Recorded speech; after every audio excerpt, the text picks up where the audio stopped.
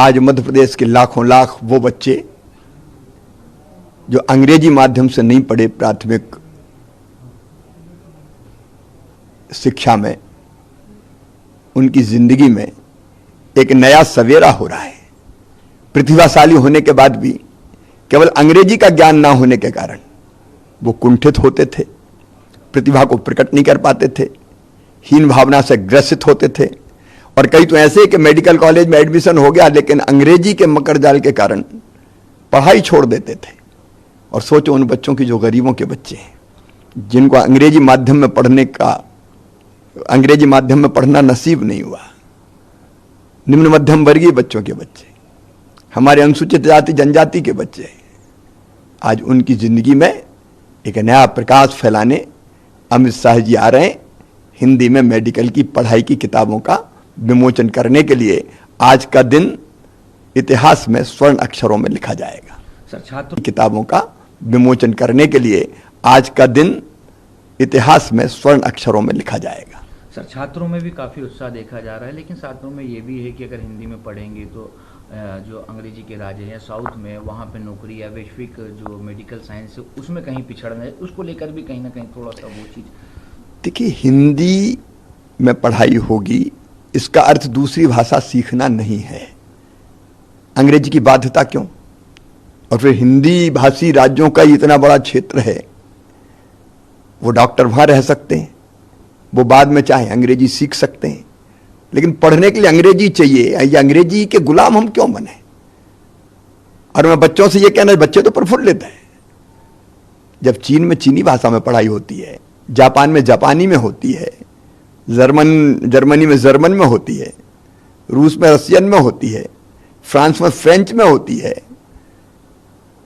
तो मध्य प्रदेश में अंग्रेजी में क्यों? जब वहां के बच्चे अपनी प्रतिभा का प्रकटीकरण अपनी भाषा में करके दुनिया में शीर्ष पदों पर तक पहुंचते हैं, तो हमारे बच्चे क्यों नहीं पहुंच सकते?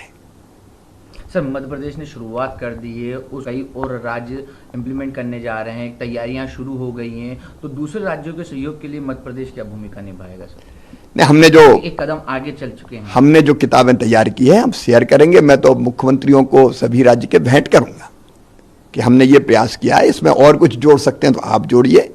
हम एक दूसरे से शेयर करेंगे, एक दूसरे को सहयोग करेंगे। जो हमारे पास है वो हम दूसरे राज्यों को वो चाहेंगे तो जरूर देंगे, और जो वो अच्छा करेंगे उनसे हम लेंगे।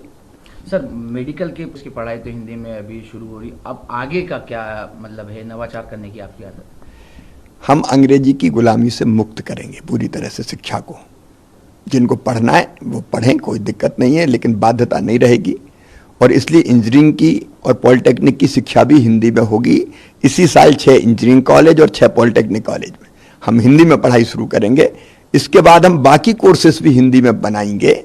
और हमारा तो सपना ये है कि आने वाले समय में मध्य प्रदेश में जो IIT IIM है वहाँ भी हिंदी की पढ़ाई। सर, क्या ये माना जाए कि ये जो आज पहला कदम उठ रहा है, जो सूरज हिंदी का उग रहा है, तो ये आने वाले समय में जैसे जापान को जापानी भाषा के लिए, चाइनीज भाषा के लिए जाना जाता है, तो आगे आने वाले समय भारत को भी जाना जाएगा कि हिंदी में ही पढ़ाई हो रही है? हिंदी नहीं, भारत अपनी भाषा से जानी जाएगा।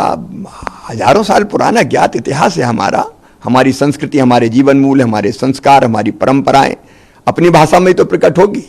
उन लोगों ने महापाप किया था जिनने आजादी के बाद अंग्रेजी की अनिवार्यता को जारी रखा, अंग्रेजी का गुलाम बनाया उन लोगों ने।